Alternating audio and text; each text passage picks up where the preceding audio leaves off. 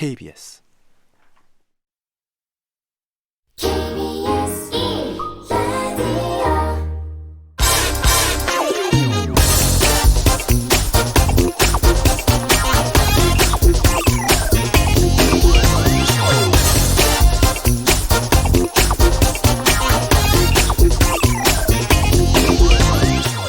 무역 협상을 통해서 미국 트럼프 행정부가 페이스북이나 구글 같은 자국의 거대 IT 기업들의 이익을 지키려고 하고 있다는 보도가 최근 나왔습니다. 미국 뉴욕타임즈 보도인데요. 페이스북이나 구글이 디지털 생태계에서 벌어지는 프라이버시 침해, 혐오 발언, 가짜뉴스 등에 대한 법적 책임에서 면제될 수 있도록 유럽연합, 중국 등의 압력을 넣겠다는 것입니다.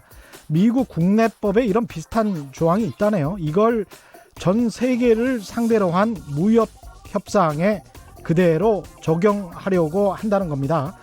이렇게 되면 어떻게 되느냐? 페이스북이나 구글은 지금처럼 전 세계적 독과점을 한층 더 강화하면서도 개인 프라이버시 문제, 혐오 발언, 가짜뉴스의 양상과 유포에 대한 법적 책임으로부터는 면탈하게 됩니다. 중국은 아직 인터넷 통제 국가니까 일단 논외로 치고 유럽연합도 트럼프의 이런 전략에 강력히 반발하고 있습니다. 왜 이 시점에 트럼프 행정부가 이런 무역 협상을 강하게 추진할까요? 미중 무역 전쟁을 통해서 자신의 전통적 지지 기반인 미국 농촌 지역 또 러스트벨트의 민심을 공략했던 트럼프 대통령의 다음 목표가 민주당의 전통적 지지 기반인 IT 기업들이 아닌가 의심되는 행보죠. 실물 상품과 서비스에 대한 세계 무역 질서도 사실상 미국 마음대로 했었습니다. 그게 현재 WTO인데 이제는 이것도 무시하고 양자 간 1대1 협상을 하고 있는 미국이 온라인상의 상품과 서비스의 무역 질서도 본인들 마음대로 미국 국내법과 최대한 비슷하게 하려고 하고 있습니다.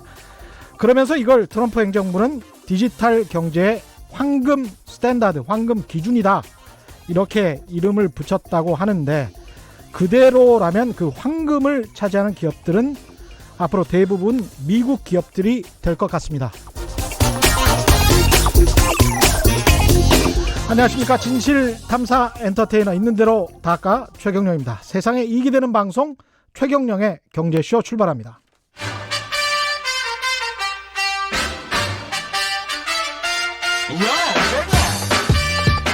최경영이 원하는 건 오직 정의.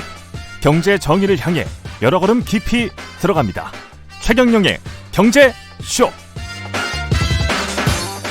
네, 오늘은 한글날입니다. 일본의 경제보복이 시작된 지 벌써 100일이 다 되어가기도 하고요. 일본 정부의 경제보복 조치, 수출 규제 조치에 따른 불매운동이 계속 이어지고 있습니다. 지난 여름에는 일본의 한국 관광객이 급감하면서 일본 경제에 꽤 충격을 줬다는 분석이 나오기도 했습니다만 일본의 정책 변화는 기대하기 어려워 보입니다. 아무래도 이 사태가 장기화된다면 두 나라 모두 부담이 되는 건 사실이죠. 여기에 구조적으로 보면 여러 경제학자들이 우리나라가 일본 경제 전철을 밟을 가능성이 높다고 말하고 있는 상황이죠. 어느 때보다 가깝고도 먼 나라가 된 일본 경제에 대해서 그리고 한일 무역 갈등에 대해서 어떻게 봐야 될지 오늘 두 번째로 모십니다. 불황 탈출의 저자 일본 와세다 대학교 국제교양학부의 박상준 교수와 함께 이야기 나눠보겠습니다. 안녕하세요. 네, 안녕하십니까. 예, 오랜만에 뵙습니다. 네. 예, 그건 한 달만이죠? 네, 저는 한 번 더 초대하신다고 해서 빈말인 줄 알았습니다. 그래요? 예. 당연히 이 일본 경제와 관련해서는 국내에서 그렇게 전문가가 많지 않고요.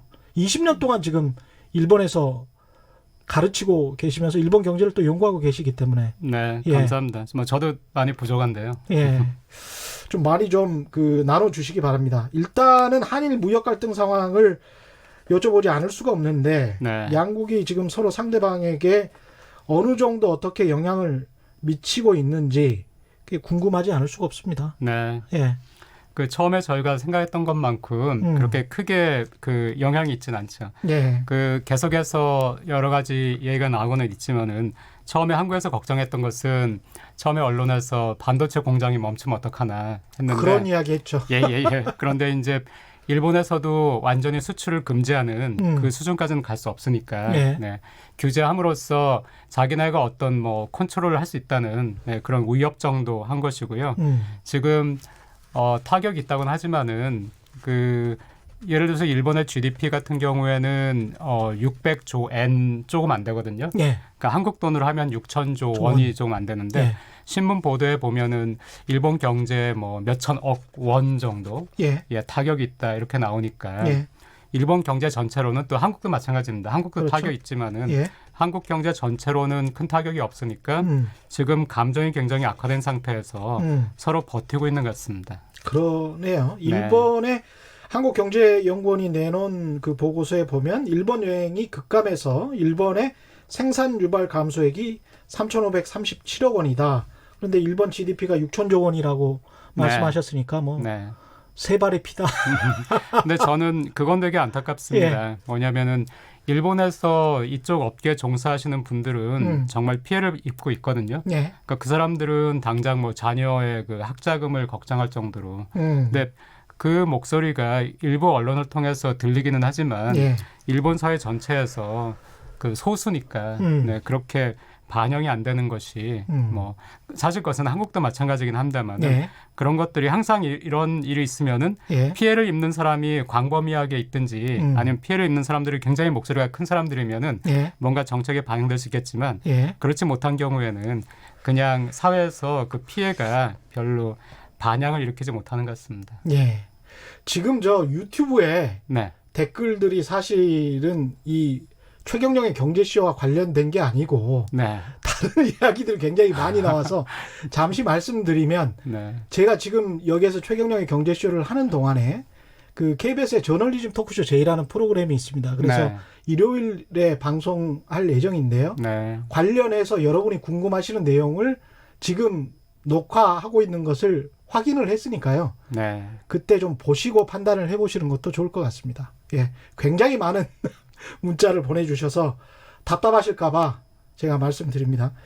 이 지금 상황이 장기화되면 두 나라에 좋을 거는 없잖아요, 자주간. 네, 좋을 건 없습니다. 그런데 장기화되기도 쉽진 않습니다. 예. 그러니까 지금 현재는 둘 다 피해도 그렇게 크지 않고요. 둘 다 또 국민 감정이 좋지 않고요. 예. 하니까 물러서지 않고 있는데 그간 또 협상팀에서도 감정적인 것이 있었던 것 같고요. 예. 그런데 일단 이게 촉발된 것은 그 일본 한국에 있는 일본 회사에 그 일본 기업의 자산이 압류되는가 하는 것 때문에 촉발이 됐거든요. 예. 근데 그 자산 압류가 언제까지나 미뤄질 수는 없으니까 예.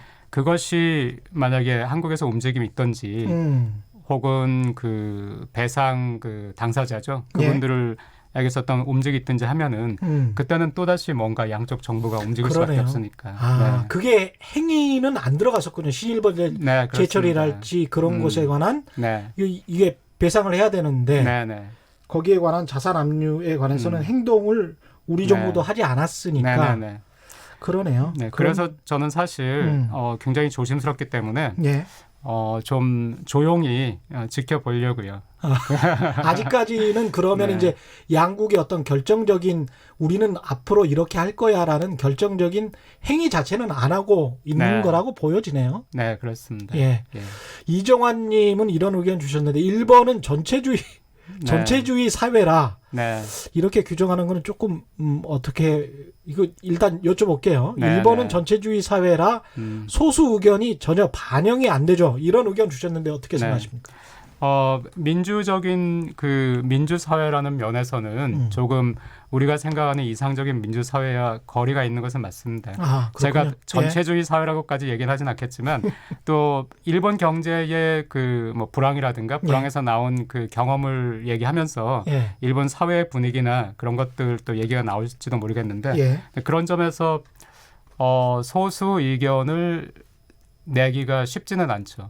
그 한 가지만 말씀드리면은 예. 예를 들어서 저희가 긴자를 지나가다가 그 후쿠시마에서 오신 분들, 후쿠시마에서 그 원자력 발전소 예, 때문에 방사능 문제가 있었죠. 그래서 후쿠시마에서 오신 분들이 한 10분 정도가 지금 후쿠시마의 그 현 상황이 제대로 알려지지 않고 있다. 한 2, 3년 전 얘기인데요. 예. 알려지지 않고 있다 해가지고 그 막 그 뭐라고 해요? 전단지라고 하나요? 전단지 예. 놔주면서 사람들이 호소를 하고 있었는데 한국 같으면은 그래도 사람들이 모여가서 이거 뭔가 하고 보고 전단지도 좀 받고 하지 않을까요? 예. 근데 아무도 아무도 안 받아요? 아무도 받지도 않고 서서 보지도 않는 거예요. 그 사람들은 막 외치고 있는데. 그래서 서서 얘기를 미안해서 들어주는 게 저하고 집사람 둘이서 전단지 받아가지고 서 있었거든요. 그렇죠. 네, 그러니까 하지만은 후쿠시마를 위해서 열심히 일하시는 시민단체도 계세요. 계시지만은 예. 전반적으로는 좀 차가운 느낌을 받는 것은 사실입니다. 그래서 저도 그 한국 TV에서 보기는 했습니다만은 네, 후쿠시마 해변에서 놀고 있는 그 사진 있지 않습니까? 네, 그게 좀 쇼킹하더라고요. 한국 네. 사람들 같으면 네, 네, 정부가 후쿠시마가 안전하다라고 하면서 네, 어떤 특정 지역이 우리가 네네. 만약에 울진이다. 네, 네, 울진에서 그런 사고가 있었는데 네네. 울진 해변이 이제 안전해졌으니 네, 가서 뭐 해수욕을 해도 된다라고 하면 네, 일단 정부부터 성토했을 것 같아요. 네, 네, 우리 같으면 네. 이거 네네. 어떻게 믿을 수 있냐. 네, 몇 년 만에. 네, 네. 그러면서 이제 각종 시민단체들에서 여러 가지 다른 이견들이 나왔을 것 같은데 예, 예. 그냥 아이들을 거기에서 놀게 하더라고요. 예. 그 일본은 한국에 예. 비해서 그 권위에 대한 존중이랄까요? 예. 그것이 반드시 나쁜 건 아니죠. 어느 극단으로 가면 뭐든지 나쁜 것인데 예. 예. 한국보다는 좀 더 권위에 대한 존중이 높습니다. 그래서 아, 일본에서 그렇기 때문에 또 반대로 시민운동 하시는 분들이나 지금 같으면 이제 뭐 그 아베 정권에 반대해서 운동하시는 분들이 굉장히 또 개탄하는 부분이기도 하죠. 예. 일본의 장점이 될 수도 있지만은 어떨 때는 일본의 어떤 그 장벽이 되기도 하는 네, 그런 면이 있긴 합니다. 교수님 오시니까 관련해서 뭐 여러 가지 문자가 오고 있는데 제이 써니님 우리나라 기자가 가면 네. 오히려 이제 관심 가져줘서 고맙다고 한다는 그런 말씀하셨고요. 빈 실버님은 우리나라 영유아 교육 시스템을 보면 조금의 전체주의적 틀이 존재하기도 합니다. 우리나라도 그렇다는 말씀이죠. 네. 일본식은 그런 면이 있어요. 바다의 방사능을 버린다는데도 가만히 있는 일본인들은 이해 불가하다 이런 네. 말씀을 하셨습니다. 네. 그 옛날에 기자님께서도 예. 어릴 때 아침 조회라는 거 하지 않으셨어요? 했습니다. 교장 선생님 훈시하고요. 예, 네, 그게 일본에서 그렇죠. 왔어요. 근데 너무너무 싫었습니다. 근데 그게 한국에서는 보다 먼저 없어졌고요. 그렇죠. 일본에서는 그게 보다 오랫동안 유지가 됐거든요. 네, 그냥 일반적으로 교복이나 무슨 그 훈련복 같은 거를 입지 않았는데도 네, 경례를 했거든요. 네, 제 고등학교 때만 해도. 네, 네. 그러면서 충성이라고 말을 했어요. 아, 네, 근데 제가 고등학교 1학년 때 반장이었는데 네, 그게 너무 싫은 거예요. 네, 네. 그래서 제일 앞에 있다가 그냥 안녕하세요 하면서 꾸벅 인사를 했죠. 그리고 굉장히 많이 맞았습니다. 그렇겠네요. 대단하시네요. 예. 저는 아무것도 모르고 그냥 예. 다녔는데. 그 도저히 못 참겠더라고요. 네. 왜 내가 교장 선생님한테 충성을 해야 되는 건지 이해를 못 하겠더라고요. 예. 근데 한 가지 제가 좀 약간 걱정되는 것은요. 저는 되도록이면 이제 이런 게 일본의 문제다 하는 걸 얘기하는 것보다는 예. 일본을 봄으로써 오히려 한국의 문제를 캐치를 해가지고 한국은 이런 게 문제인 것 같다. 이런 거 고쳐야 되지 않나. 그런 얘기를 하고 싶습니다. 왜냐하면은 한국에 와서는 일본 나빠요. 일본 이런 점 나빠요 얘기하고 일본 가서는 한국 이런 점 나빠요 이렇게 맞습니다. 얘기하면 예. 의미가 없는 것 같아가지고요. 예. 그런 점에서 이제 일본으로부터 반면교사 또 정면교사 네. 삼아야 될 것들이 여러 가지가 있는 것 같습니다. 네, 네. 그런 측면에서 좀 이야기를 많이 해주시고요. 지난 시간에 지금의 일본 호황은 아베노믹스 때문이 아니고 기업들의 노력 덕분이다. 이런 네. 말씀을 하셨거든요. 네.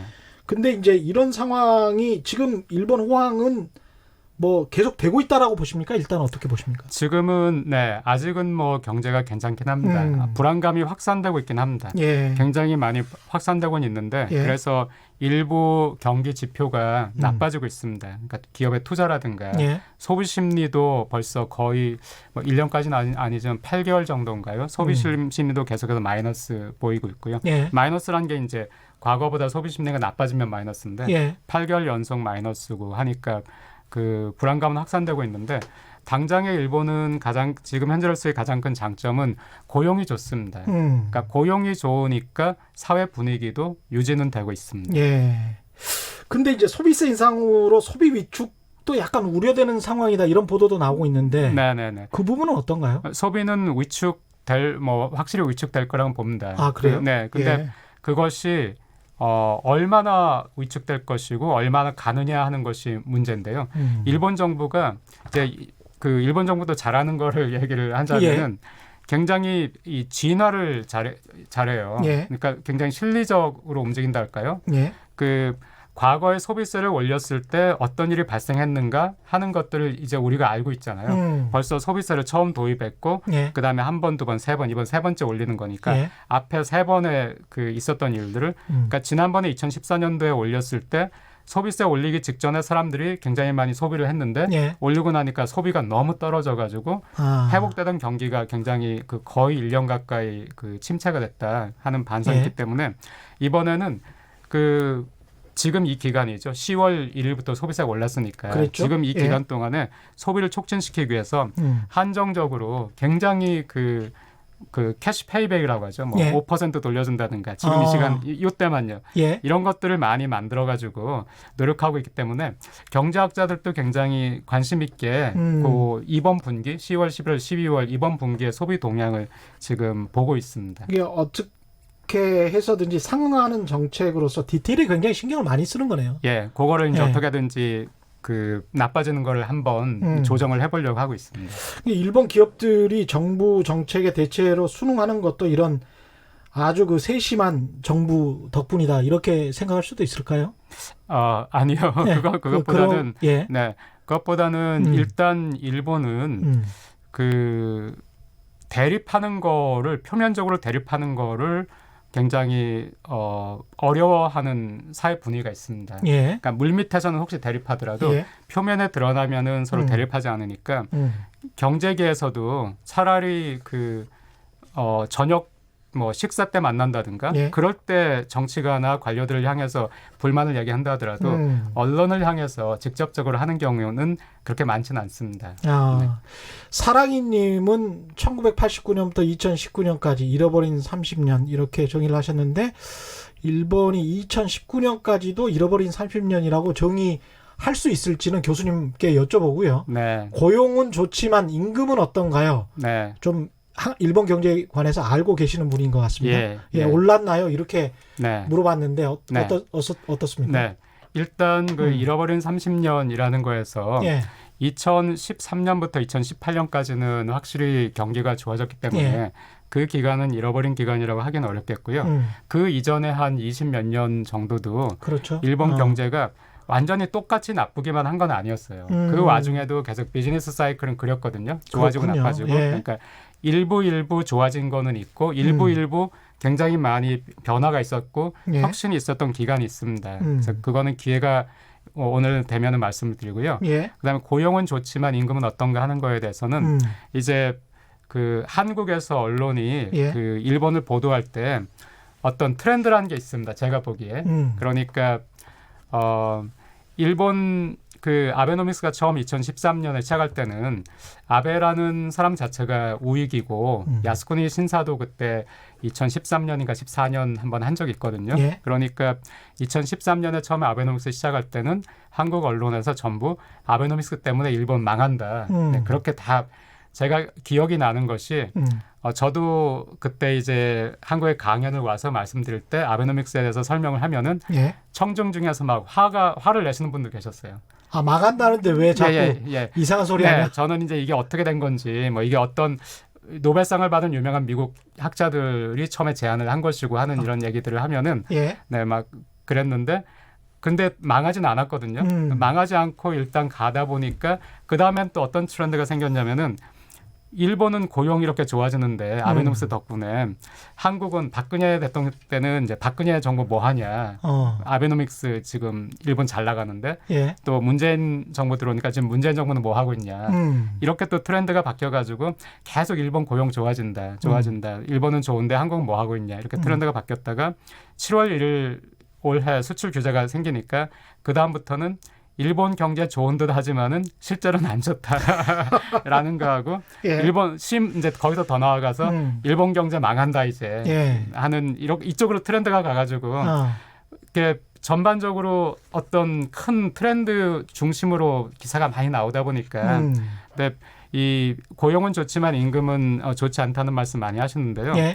그게 실질 임금 보통 말씀하시는 거거든요. 예. 평균 낸 실질 임금. 그렇죠. 그런데 그 고용이 좋아졌다는 얘기는 좀 더 많은 사람들이 그 고용이 됐다는 얘기거든요. 예. 일본은 인구가 줄고 있는 사회지만 고용된 사람 수를 보면은 고용된 사람은 더 많아졌어요. 아. 근데 이 사람들의 평균 임금은 잘 오르지 않아요. 하지만은 이 사람들이 받는 임금 총액을 보면은 그거는 많아지거든요. 네. 그러니까 나 개인으로 보면은 올라간 게 없어요. 나 개인으로 보면 올라간 게 없지만은 예. 내 가족 중에서 그 당연히 옛날 같으면 일을 하지 않았을 65세인 아버지가 일을 한다든가 또 내 아내가 이제 경력 단절됐었는데 파타임이라도 일을 한다든가 해가지고 예. 가구로 보면은 그 가구 임금이- 소득이 증가했거든요. 가구 소득은 증가하는 거죠. 예. 그렇군요. 네.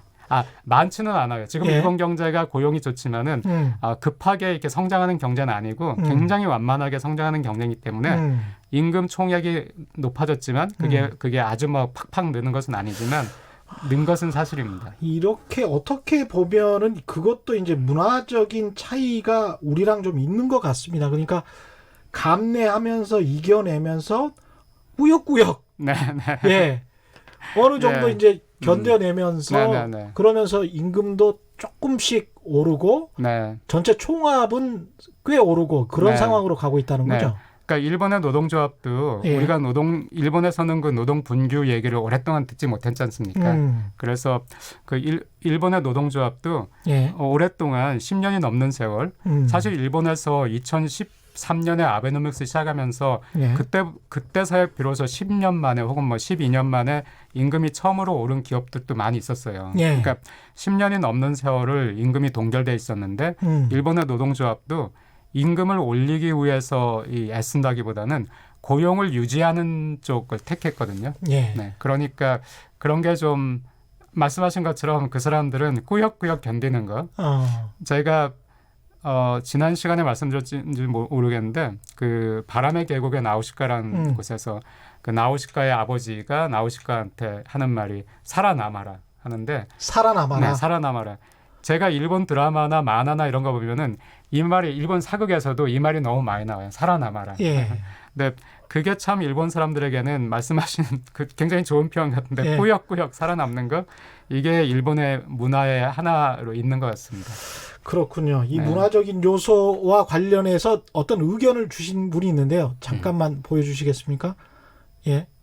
제이써니님, 일본은 자기 표현도 잘 안 하고 참는 게 미덕인 줄 압니다. 이걸 이제 비판을 하신 분이죠. 네, 이분은. 네, 네. 하지만 정치에 관심을 두지 않고 자기보다 못한 사람의 그렇게 되면 정치에 관심을 두지 않으면 자기보다 못한 사람의 지배를 받게 되는 재앙이 온다는 걸 뼈저리게 느끼게 될 겁니다. 네. 이것과 관련해서 이제 기업 측면에서 보자면 네. 이게 참는 것은 또 참아서 그렇게 국가 총합의 그 크기가 늘어나는 것은 있을 수가 있지만 네, 네. 기업들의 말씀하신 대로 구조조정이 지연이 되고 네. 개혁이나 혁신 같은 게 잘 네. 일어나지 않는다. 네, 이런 네. 비판도 있지 않습니까? 맞습니다. 예. 그러니까 일본이 그 처음에 90년에 법을 붕괴되고 나서 그다음부터 10년 동안 계속 어려웠는데 일단 그때는 일본이 아직도 그 버블에 취해 있었어요. 그 일본의 버블이 얼마나 일본 사람들한테 강력했냐 하면은 예. 그 지금도 제 세대 그 버블 때 젊은 그 회사원이었던 제 세대 사람들은 버블 시절에 꿈을 꾼대요. 버블 시절의 꿈 예. 너무 좋았구나. 네, 꿈속에서 행복했다가 꿈에 깨고 나면은 그런데 제가 그 말을 가끔 듣다가 재밌다 생각했는데 예. 제 학생하고 이제 일본 학생들한테 일본 예. 경제 토의하면서 버블 시대 얘기하고 했는데 학생 중에 하나가 자기 아버지가 술만 드시면 집에서 버블 때 얼마나 좋았는지 그 얘기를 해서 지겨워 죽겠다고 자기 어려서부터 그 얘기 듣는 거 너무 싫었다고. 네, 근데 이게 다시 돌아오지는 않을 미래 그 과거. 네. 그러니까 돌아오지 않습니다. 예. 그러니까 그 사람들은 거의 10년 동안 그 버블이 끝났다고 생각한 것이 아니라 잠깐의 경기 침체에 불과하다, 회복된다 이렇게 믿으면서 한 10년을 허비했고요. 예. 그 다음부터 이제 그 혁신이라든가 개혁의 문제인데 예. 90년대 미국에서 뭐 마이크로소프트 나오고 그 뭐 페이스북 나오고 구글 나오고 막 하던 그 시기에 일본은 정말 어떻게 생각하면 잠자고 있었거든요. 예. 근데 일본의 그 지금 기업가들 2010년대 이후에 일본 기업의 중흥을 이끈 기업가들도 그 20년 전에 그 사람들이 20년 전에도 중견 간부거나 아니면 뭐 이사거나 그랬어요. 근데 예. 20년 전에 그때 우리가 왜 잠자고 있었을까 너무나 후회된다 이 얘기를 하는데 일본은 아까 제가 말씀드렸지만 표면적으로 막 대립하고 하는 걸 싫어해요. 그러니까 안정적으로 이 회사가 지금 유지되고 있으면은 예. 여기에서 우리 이 방향이 틀렸다. 지금 미국은 이렇게 하고 있는데 우리도 방향을 틀어야 된다. 이런 얘기를 잘 못하니까 그런 의미에서 또 이게 일본의 단점이거든요. 근데 일본은 꾸역꾸역 살아남고 지금도 다시 기업이 좋아지는 것은 어떤 리더 이렇게 어려워지다 보면은 사람들이 이제 더 이상 못 견디게 되잖아요. 정말 우리 뭔가를 해야 된다는 생각이 됐을 때 그때 다행히 그거를 돌파할 수 있는 추진력을 가진 리더가 나타나면은 그 리더한테 굉장히 또 이제 권위를 인정을 해주는 거예요. 그걸 잘 따라가요. 그러니까 예를 들어서 그런 정치가로서는 우리로서는 답답한 일이지만은 2001년에는 코이즈미가 있었고요.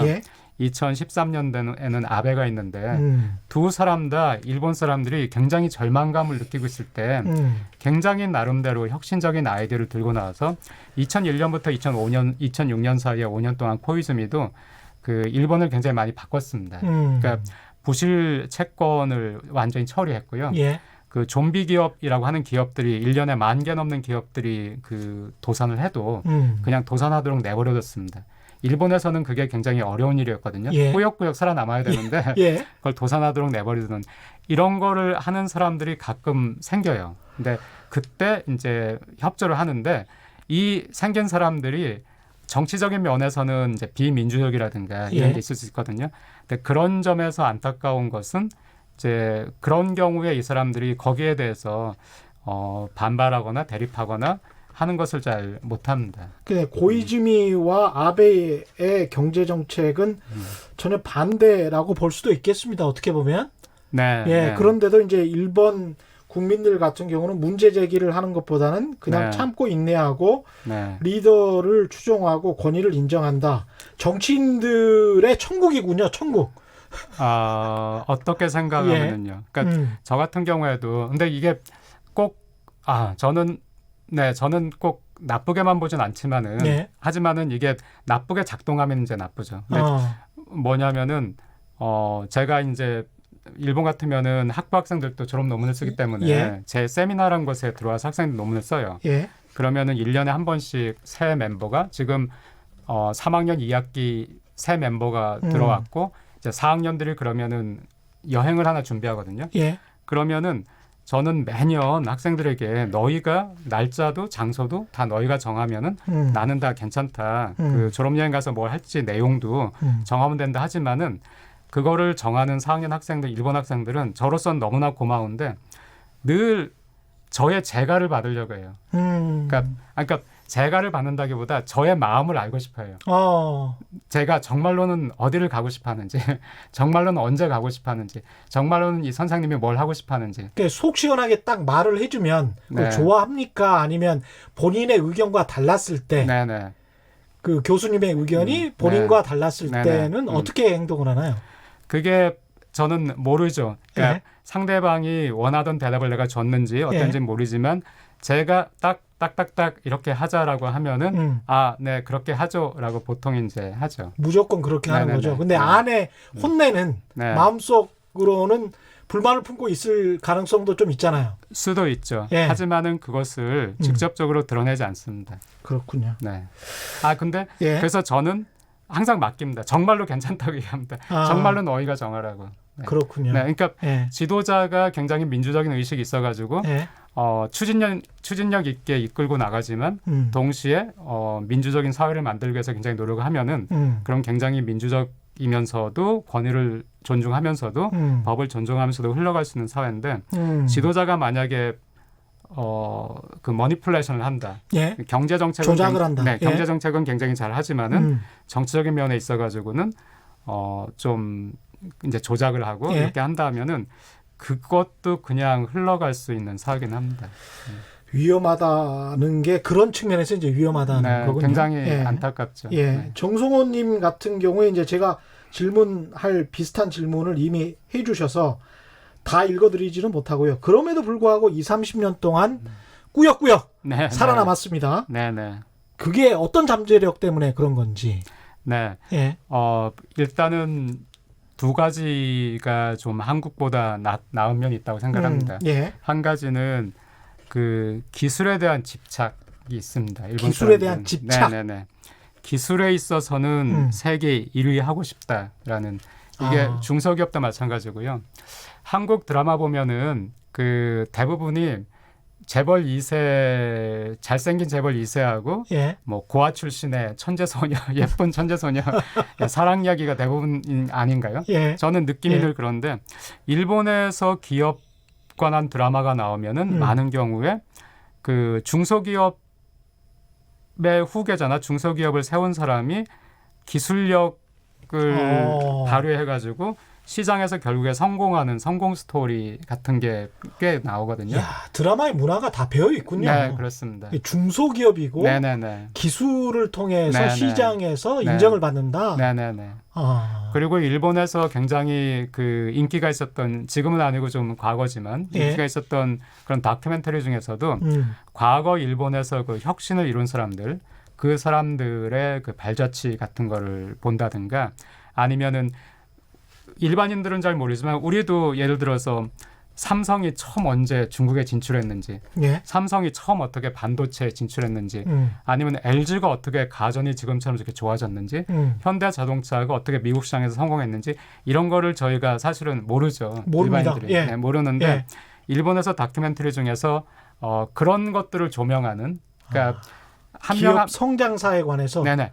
그 기업의 특히 또 그 기업의 어떤 리더나 총수가 아니고 그때 그런 프로젝트를 추진했던 담당자들이 있을 거잖아요. 예. 우리는 모르지만 예. 그런 사람들을 찾아가서 조명하고 하는 그런 또 다큐멘터리도 굉장히 인기를 얻은 적이 있었거든요. 그러니까 그런 것들이 하나 좀 좋은 점이고 예. 또 하나는 아까 그 일본의 분위기하고 동전의 앞면 뒷면 같은 관계인데 그 공동체에 대한 배려랄까요? 이런 게 있어요. 예. 이게 공동체를 너무 우선시하면은 공동체가 개인을 억압하게 되잖아요. 예. 개인의 자유를. 그래서 또 안 좋은 점도 있는데 이게 또 잘 굴러갈 때는 서로 협조하고 같이 상생하는 쪽으로 갈 수도 있거든요. 그러니까 예를 들어서 이 한국 학생 이제 와세다에도 한국 유학생 있으니까 예. 아까 얘기한 예를 들어서 뭐 그러니까 세미나 같으면은 일본 학생들이 대다수지만 한국 학생도 있는데 일본 학생들은 세미나에서 어떤 이제 활동을 한다. 예. 그러면은 심지어는 제가 그러지 말라고 얘기는 하는데 중요한 무슨 뭐 인터뷰라든가 시험이 있는데도 잠깐이라도 오는 애들이 있어요. 예. 그거를 이제 의무감을 느끼는 거예요. 근데 한국 학생들은 여러 가지 핑계를 대고 결석을 하려고 해요. 그래서 제가 한국 학생들한테 예. 일본 애들 보기 미안하니까 제가 많이 편의는 봐주지만 예. 결석을 하더라도 예. 이제 그 어느 정도 여기에 협조를 해야 된다 이 얘기를 하니까 하거든요. 예. 그러니까 이 공동체가 함께 굴러가야 된다. 제가 지난번 나왔을 때 아마 말씀드렸을 예. 것 같은데 대기업하고 중소기업 관계도 예. 이 대기업 중소기업이라는 이 공동체가 같이 잘 굴러가야 된다는 그런 것이 있기 때문에 이런 대기업이 네. 중소기업을 하나의 커뮤니티로 네, 네. 같은 공동체로 네. 본다는 것이죠. 그렇습니다. 예. 그러니까 우리 편이라는 의식이 있습니다. 우리 편이다. 그러니까 우리하고 거래를 튼 이상은 예. 우리한테 납품을 하거나 아니면 예. 우리 걸 사가는 그 이상에는 우리 편이라고 하는 네, 그런 의식이 있습니다. 거기에 비해서 이제 어떤 개인만 또는 내가 소속된 대기업만 네, 잘 되자 네, 또는 개인의 오너만 잘 되자 네, 뭐 이런 네. 식으로 가서는 안 되는데 네, 네, 그런 측면에서는 조금 네, 부러운 측면이 있네요. 네, 특히 기술에 대한 집착, 네. 중소기업마저도 세계 1위가 되고 싶다. 네, 이거는 깜짝 놀랐습니다. 우리나라 중소기업 같은 경우에 세계 1위가 되고 싶다. 네. 기술이라는 측면에서 네, 이런 네. 기업들은 많지 않을 것 같은데요. 그 학생들하고 예. 일본 중소기업 겨우 50명 정도밖에 50명 정도밖에 안 되는 일본 중소기업에 예. 와사다 졸업생이 와사다 국제교양학부 졸업생이 와사다 국제교양학부 졸업생이면 정말 일본에 좋은 직장 가거든요. 그런데 그 50명밖에 안 되는 중소기업에 취직한 애가 있다고 해서 예. 일부러 제가 이제 학생들 데리고 견학을 한번 갔어요. 예. 견학을 한번 갔는데 그 중소기업에서 일하는 사람들이 그렇게 얘기를 해요. 예. 우리가 지금 만들고 있는 정말로 그 자동차 부품 중에서도 그 부품 중에 부품 중에 부품이거든요. 근데 자기네가 만든 것이 어디에 팔리고 그게 또 어디에서 그 조립이 돼가지고 뭐가 되고 해가지고 예. 테슬라에 들어가는데 예. 요 물건에 관해서는 자기네가 미국도 유럽도 자기네를 따를 수 없다고. 아. 정말인지 아닌지 모르겠어요. 예. 근데 그 물건을 만드는 사람이 미국에도 유럽에도 이만한 물건을 만들 수 있는 기업도 사람도 없다고 얘기를 그렇게 해요. 그러니까 중소기업일지라도 기술에 네. 대한 자부심 때문에 네네. 그 기업을 선택을 하고 그게 사회적으로 당연한 듯이 받아들여지고 네네. 실제로 이제 드라마에서도 그런 중소기업 사장에 관한 이야기들이 굉장히 많이 나온다는 거죠. 네, 그렇습니다. 야, 이런 문화는 상당히 좀 부럽네요. 어떤 네, 측면에서는. 네. 그죠? 그리고 그 공동체라든가 하는 거에 있어서도 예. 예를 들어서 소니의 그 요시다라는 소니의 부흥을 이끈 사람 이제 히라이 사장이라고 있고요. 또 예. 이어가지고 요시다 사장이라고 있는데 음. 제가 요시다 사장의 슬로건 듣고 아, 참 이런 건 또 일본의 장점이다라고 생각한 것이 예. 그 사람이 그 임직원들에게 음. 더 나은 소니를 다음 세대에 물려주자. 더 나은 소니를 다음 세대에 물려주자. 네, 그러니까 우리 후배들이 가지게 되는 소니, 우리 후배가 일하는 소니는 예. 지금 우리가 일하는 소니보다도 더 좋은 소니에서 일하게 하자. 이렇게 이제 격려를 하는 거예요. 그렇군요. 저 이야기를 계속 진행시켜야 되는데 너무나 많은 재밌는 이야기를 하셔서 고령화 이야기로 지금 넘어가야 네. 될 것 같습니다. 네네. 예, 그 우리랑 일본이랑 지금 점점 닮아가고 있는 게 인구 구조지 않습니까? 네네네네. 특히 이제 고령화 문제가 심각하고 우리도 이제 정년 연장 이야기를 하고 있고요. 네. 일본식의 계속 고용제도를 도입하는 방안 검토 중인데 네. 일본식 계속 고용제도가 뭔지 그것부터 좀 네. 알고 가죠. 네. 일본에는 그 고연령자 고용 안정법이란 것이 있어가지고요. 네. 그 65세까지는 기업이 고용을 유지를 해야 돼요. 네. 그래서 그 정년을 아예 폐지하든지 정년을 없애고 어쨌든 65세까지는 고용을 하든지 예. 아니면은 65세로 정년을 딱 그 묶든지 예. 아니면은 60세의 정년이지만은 60세부터 65세까지는 매년 1년 단위로 계약을 경신하든가 예. 어떤 방법을 쓰든지 간에 65세까지는 고용을 그 보장을 해야 되거든요. 예. 그래서 일단 일본의 기업에 그 들어간 사람들은 65세까지는 일을 할 수가 있습니다. 무조건 그렇게 네. 되는 거군요. 네. 그러면 이제 효과는 계속 안정적으로 고용이 된다라는 효과가 있을 네, 거고 네. 부작용은 없습니까? 없었습니까? 네, 지금 현재 일본은 큰 부작용은 없습니다. 왜냐하면은 한국에 이 제도가 도입되면은 당장에 그 기업이 임금에 대한 부담을 느낄 것이고요. 그래서 또 청년 고용을 좀 줄이게 되면 예. 그런 부작용이 있을 수 있는데 예. 일본은 이 제도가 시행된 것이 최근이었기 때문에 그 일손이 부족하게 되고 나서 예. 했기 때문에 기업 입장에서도 그 나쁘지 않았고요. 청년 고용에도 나쁜 영향은 없었고 예. 단지 그건 있어요. 그 60세 임금 피크제 같은 것인데요. 60세에 이제 일단 정년이 됐고 예. 65세까지 또 일을 계속하는 분들은 그 일하시는 분 노동자 입장에서는 내가 과거하고 같은 일을 하는데 예. 이제 60세 넘었다고 월급은 반으로 팍 줄어들게 되잖아요. 1년 매년 계약을 갱신하면서 하게 되니까. 예. 그러니까 그게 이제 부당하다고 하는 분도 계시고 기업 입장에서는 60세 정년이었는데 원래 법이 바뀌어가지고 65세까지 고용을 보장하니까 예. 우리 입장에서는 임금이라도 깎겠다라고 했는데 이것도 일본 전체적으로는 대법원까지 소송이 가기도 했거든요. 그랬군요. 네네. 예. 근데 이것도 일본 전체적으로는 고용을 보장하는 대신에 60세 이후에 그 임금이 깎이는 것은 사회적으로 용인이 된다라고 하는 것이 지금 현재 일본의 분위기입니다. 그러니까 만약에 한국과 일본이 인구 구조나 생산 구조가 좀 비슷하다면 네. 시기가 문제가 되겠군요. 네, 일본은 최근에 도입을 해서 네. 큰 부작용은 없었다. 예, 예. 그러나 한국은 지금 청년 실업률이 꽤 높은 상황에서 그렇습니다. 도입을 하게 되면 네. 부작용이 좀 있을 수도 있겠습니다. 예, 예. 네. 그런 측면은 정책 당국자들이 좀 고려를 해야 될 것 같고요. 네. 여러 가지 그 좋은 의견들 많이 보내주고 계신데 문자 좀 소개해드리겠습니다. 오창섭님, 박상준 교수님, 전혀 다른 각도에서 경제를 이야기하니까 신선하고 귀에 잘 들어옵니다. 또 초대해 주세요. 그럴 예정입니다. 예. 세 판은 나와주셔야죠. 최소. 아유, 네, 네. 예. 0150님, 일본에는 외국인 노동자들이 얼마나 있을까요? 있다면 인구와 비교해서 비율은 어떤가요? 이거는 좀 이따가 좀 설명을 해주시고요. 네, 네. 황희정숙님, 15년 전에 일본 도요타 자동차 생산 공법인 저스트 인 타임을 도입하기 위해서 견학 갔다 온 경험이 있는데 정말 대단했음. 저도 이야기 들었습니다. 정말 힘들다고 하더군요.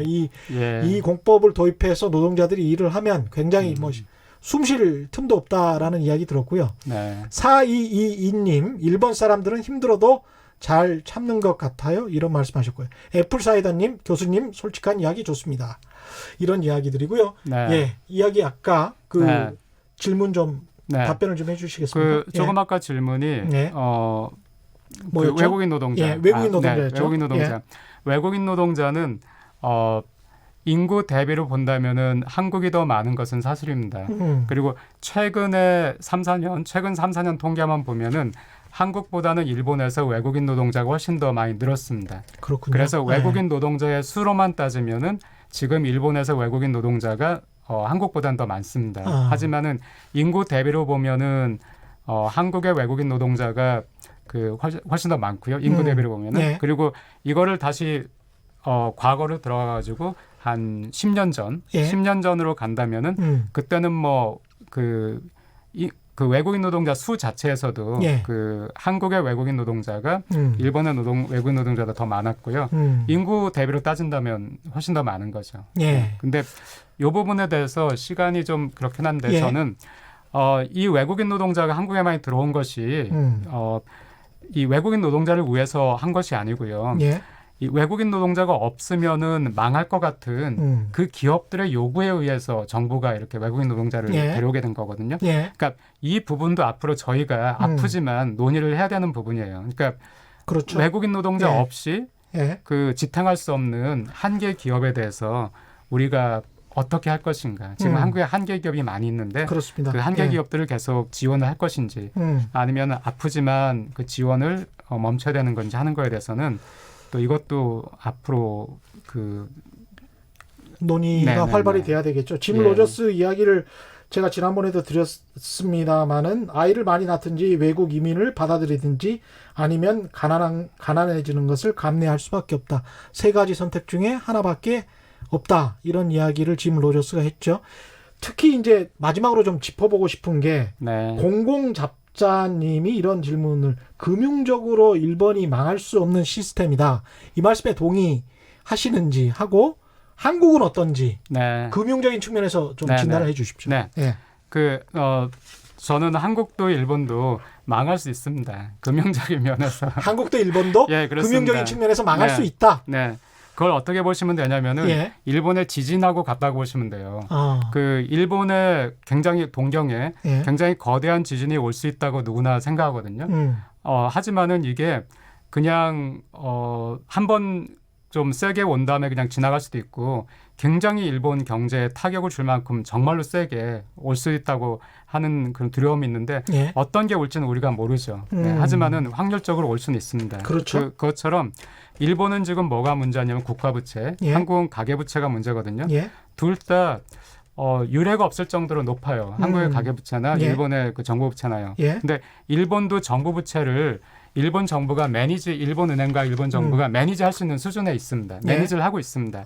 그 매니지하는 시스템을 설명드리긴 그렇지만 매니지하는 시스템이 돼 있거든요. 예. 근데 이게 한 번 그 마치 지진처럼 이게 한 번 신뢰를 잃어버리면은 그 시스템이 무너질 수 있습니다. 무너질 수 있다. 그리고 한국도 마찬가지로 가계부채가 한 번 그 어떤 일로 해가지고 부동산에 대한 신뢰 같은 게 무너진다고 할 것 같으면은 그때는 가계부채가 또 한국도 굉장히 큰 문제를 일으킬 수 금융 있습니다. 신뢰 불신을 나오는 어떤 바가세 같은 게 있으면 네, 무너질 수 있다. 그렇습니다. 예. 오늘 긴 시간 말씀 감사하고요. 지금까지 일본 와세다대학교 국제경영교양학부 박상준 교수와 함께했습니다.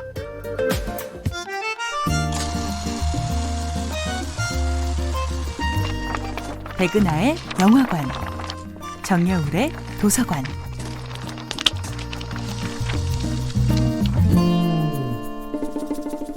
안녕하세요. 여러분들과 쉽고 재미있는 영화 이야기를 나누고 있는 배우연구소 소장 백은하입니다. 이번 주에 만나보고 있는 영화는 이윤기 감독, 전도연, 하정우 주연의 2008년도 영화 멋진 하루입니다. 멋진 하루에서 배우 전도연이 연기하는 희수의 인생은 이 영화의 배경이 되는 차가운 겨울 아침 같습니다. 전 남친 병웅